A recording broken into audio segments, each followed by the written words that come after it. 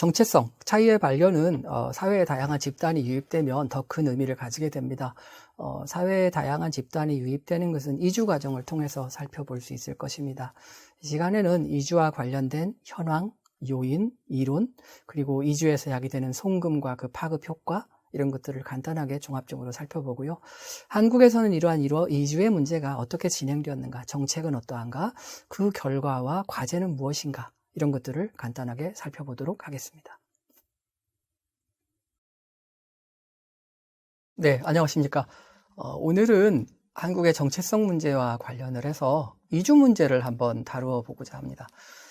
정체성 문제가 표면화되는 다양한 차이 가운데 하나에는 외국인, 다른 문화와 가치의 유입이 하나의 중요한 요인이 됩니다. 그리고 한국 사회는 드디어 이주민 혹은 이주 외국인, 외국인 등록 외국인 수가 총 인구의 3%대를 넘어가고 있습니다.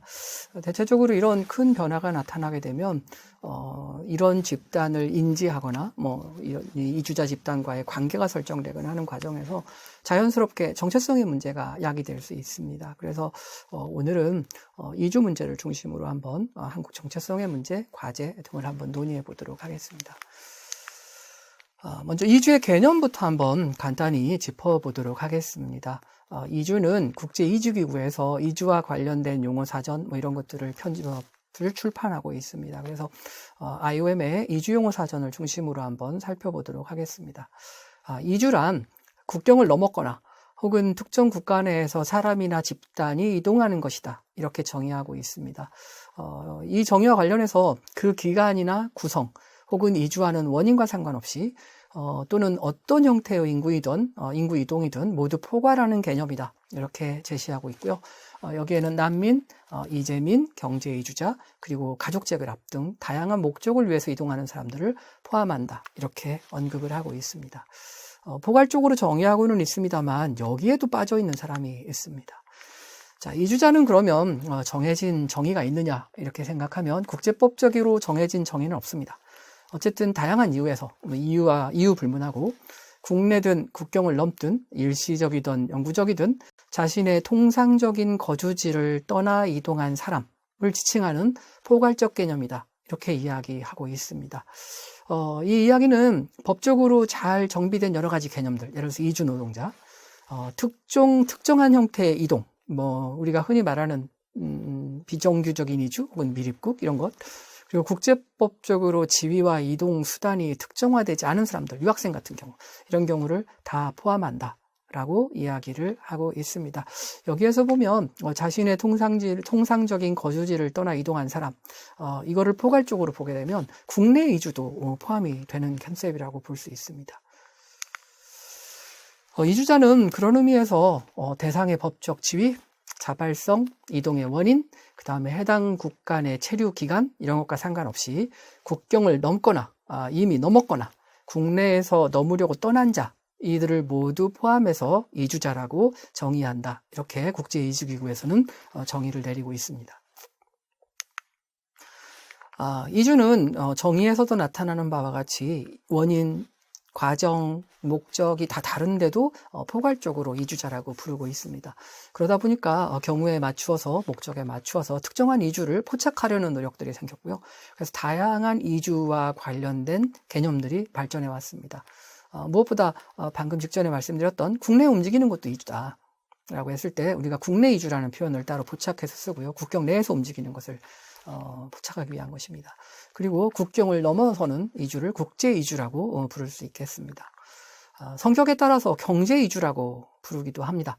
경제적인 목적을 가지고 이주하는 경우를 말하는 것이고요. 이런 경우에는 이제 정착형 이주, 정착 이주도 있고요. 순환 이주도 있습니다. 어떤 노동은 계절 같은 경우에 따라서 이동하기도 합니다. 특히 수확하거나 파종하거나 그런 경우에는 계절 이주가 있었고요.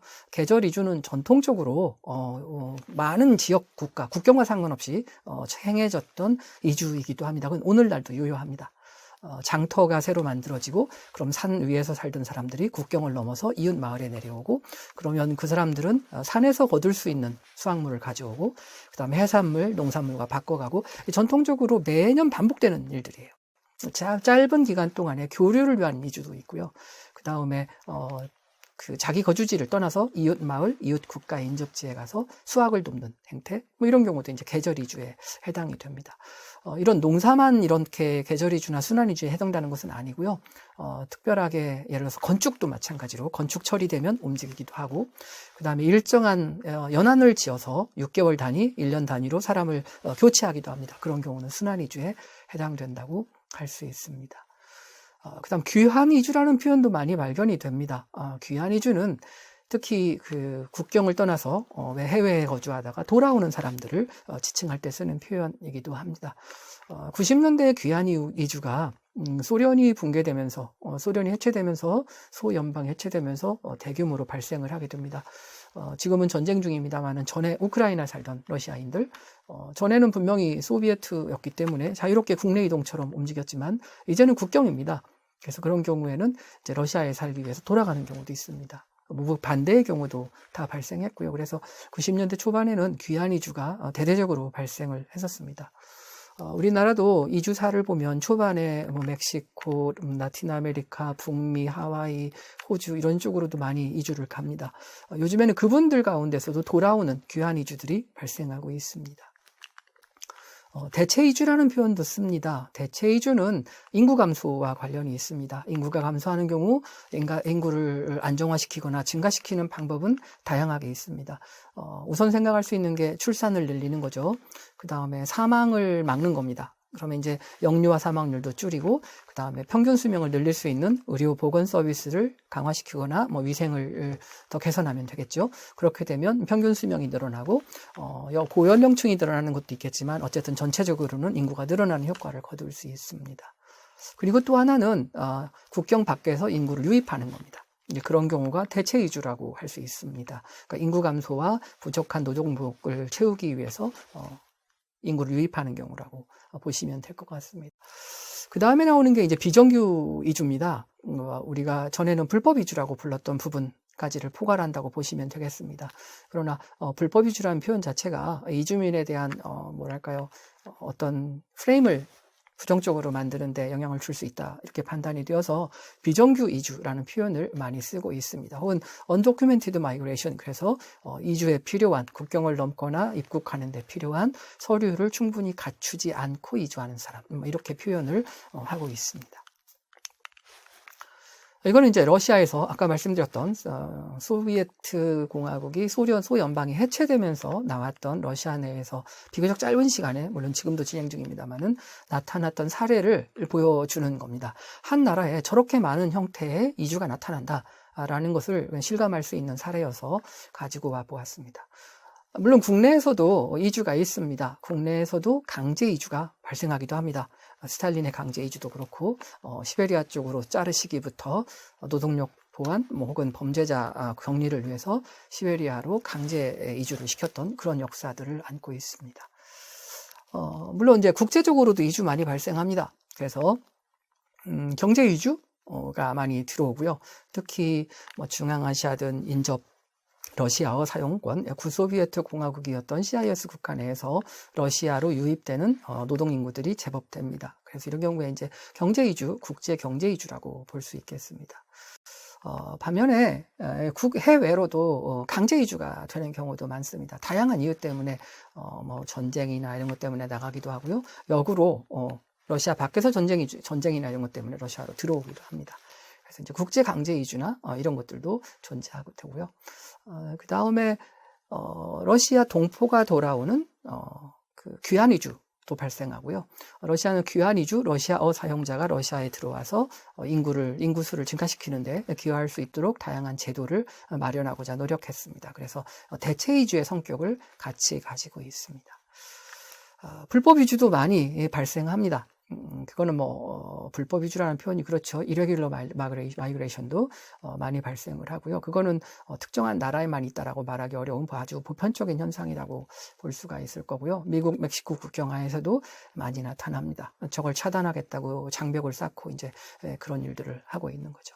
그리고 경유지 역할도 합니다. 그래서 제3국으로 이주하기 위해서 특정 국가나 특정 도시를 경유하는, 그렇게 거쳐가는 지역으로서의 역할도 하고 있습니다.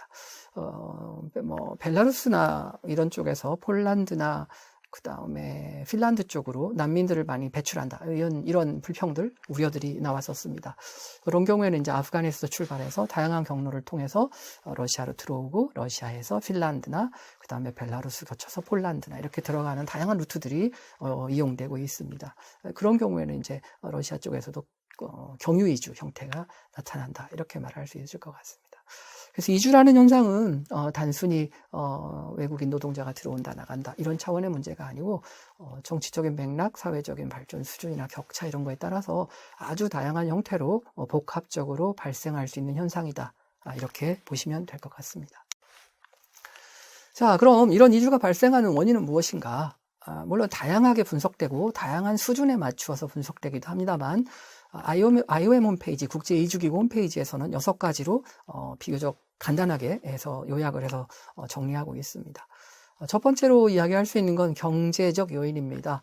국가적으로 점점 삶의 질, 임금의 격차가 벌어지고 그러면 동일한 노동으로 다른 소득을 거둘 수 있기 때문에 임금이 좋은 곳 이런 쪽으로 사람들이 이동하는 현상들이 나타난다. 이 경우에는 경제적인 격차가 인구 이동을 촉발하는 요인이다. 이렇게 설명하고 있습니다.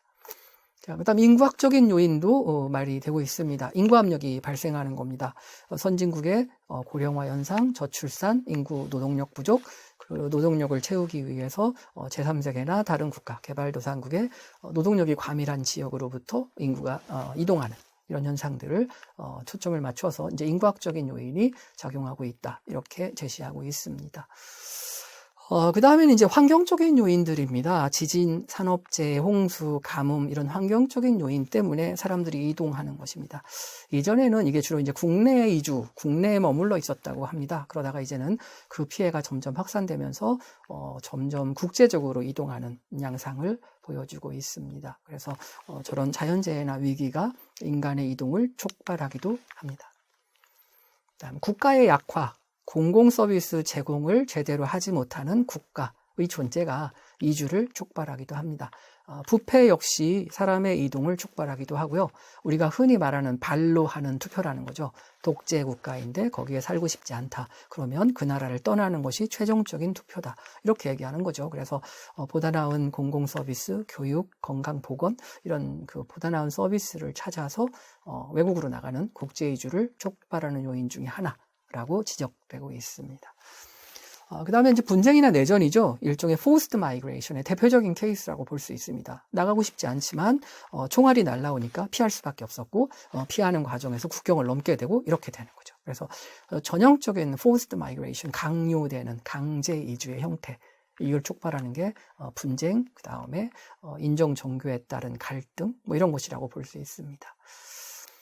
그 외에도 다국가적 네트워크의 발전이 이주를 촉발하는 요인이다. 이렇게 IOM에서는 지적하고 있고요. 특히 이 부분에 주목할 필요가 있다라고 생각을 합니다.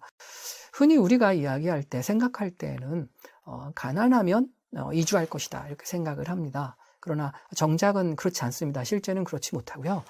너무 가난하면 동네를 벗어나기도 힘듭니다. 그래서 국내 이주에 머물거나 그렇게 되는 것이고요. 국제 이주를 가기가 생각보다 쉽지 않습니다. 그럼 이제 국제 이주는 언제 촉발이 되느냐? 어느 정도 경비를 감당할 수 있는 경제적인 여력이 됐을 때부터 국제 이주가 촉발된다라고 보면 오히려 더 타당할 것 같습니다. 문제는 이주도 일종의 사이클을 그리면서 발전을 하게 되는데 처음에는 건장한 남성들이 노동 이주를 가고 두 번째는 가족 결합을 하고 가족을 초청하는 거죠. 세 번째 이제 여성들도 이주에 참여하고 대체적으로 이런 조금 이따 설명은 다시 드리겠습니다만은 그런 발전 과정을 겪습니다. 그래서 1차로 가족이나 친지들이 이주를 가게 되면 해외에 살고 있는 가족 이주와 닿아 있는 친척들이 그 가족을 통해서 이전보다 훨씬 쉽게 이주할 수 있는 기회가 생기게 됩니다. 이제 인적 네트워크를 활용하는 것이고요. 아무래도 자기가 알고 있는 곳에 가게 되면 비용이 많이 줄게 됩니다. 정착하는 과정에서. 그리고 보다 나은 기회를 얻을 수 있는 가능성도 높아지게 됩니다. 그런 것들이 이주를 촉발하게 하는 힘이 되는 거죠. 지금 저기서 얘기하는 다국적 네트워크에서 해외에 살고 있는 가족과 친지 혹은 민족 공동체, 인족 공동체 잘 몰라도 친지는 아니지만 연락이 되면 연락을 할 수 있어요. 현지에 같은 국가의 그러니까 같은 국가 출신의 공동체가 있다. 뭐 한인회가 있다. 그럼 연락을 해서 필요한 정보도 얻을 수 있고 그것도 저것도 없는 것보다는 훨씬 용이하게 이주를 결정하고 이주 과정을 원활하게 할 수 있습니다. 장점도 당연히 있죠. 위험, 이주 과정에서 나타날 수 있는 다양한 착취의 위험을 벗어날 수 있습니다. 훨씬 이 결정이 쉬워지는 거죠. 자, 그렇게 해서 다국가 네트워크도 작동을 합니다. 이게 디지털 시대에 와서는 훨씬 중요하게 작동을 하고 있습니다. 그래서 네트워크가 굉장히 중요하다라고 말씀드릴 수 있을 것 같습니다. 자, 이거는 이제 CIS 사례입니다. CIS에서는 인구 요인 똑같이 이야기를 하고 있고요. 경제 요인도 똑같이 이야기합니다. 임금 격차, 노동시장의 규모의 차이, 그리고 전문적인 훈련 시스템의 유사성. 과거 소련이라는 연방에서 동일하게 훈련받았고 그 자격을 공통으로 인정하고 있습니다. 거기에 장점이 있어서 그런 것들이 이주를 촉진하고 있다. 이렇게 이야기하고 있고요. 그다음 사회문화적인 요인. 사회 이주 네트워크. 이전에 내가 어디에 가고 싶은데 전에 내가 같이 일했던 러시아 사람이 거기 있어. 전화하고 가면 되는 거죠. 전에는 한 국가였기 때문에 같이 그냥 일하던 동료가 이제는 다른 나라에 살게 된 것 같이 되어 있는 겁니다. 심리적 유대도 있고 동일언어를 사용한다는 것도 있습니다. 역사적 요인도 작동합니다. 과거에 몇십 년 동안 100년, 한 세기 동안 한 국가를 이루고 살았다는 것이 큰 네트워크가 되는 거죠. 지리적인 인접성도 작동을 하고요. 무엇보다 싼 교통비, 이런 과거에 한 나라로 연결됐던 거니까 정말 버스 타면 되고 기차 타면 되는 겁니다. 그런 것들이 소비에트 공간, 유라시아 공간에서는 이주를 촉발하는 요인을 또 단적으로 보여주고 있습니다. 그 외에 정치적인 요인도 있습니다. 비자 면제 레짐. 여권을 심지어 초기엔 쓰지도 않았어요. 신분증만 있으면 공항을 통과할 수 있었던 시절도 있었습니다. 이제는 제재하진 않겠다, 막지는 않겠지만 그래도 국가 간의 관계이니 공식적으로 여권을 발급해서 여권은 사용해주라. 아무리 그래도 나라가 다른데 그 나라에서만 통용되는 신분증을 가지고 그래도 다른 나라인데 이 나라까지 오는 건 좀 그렇다. 이런 식의 이제 훨씬 물론 형식적으로는 비자 레짐을 만들긴 했지만 훨씬 편안한 거죠. 그리고 러시아 내에서도 CIS 국가 국민을 선호하는 사유가 있습니다. 그건 정치적으로 전략적으로 밀접한 관계, 정치적 영향력을 확보하기 위해서 그 나라가 필요로 하는 수익원을 제공해 주는 거죠. 노동시장을 개방해 주는 겁니다. 특히 CIS, 그러니까 러시아 중앙아시아 국가와의 관계에서 많이 나타나는 겁니다. 그러니까 특정 컨텍스트, 지금은 유라시아 지역을 예로 들었지만 지리적 맥락에 따라서 특정한 요인이 더 강하게 작용하기도 합니다.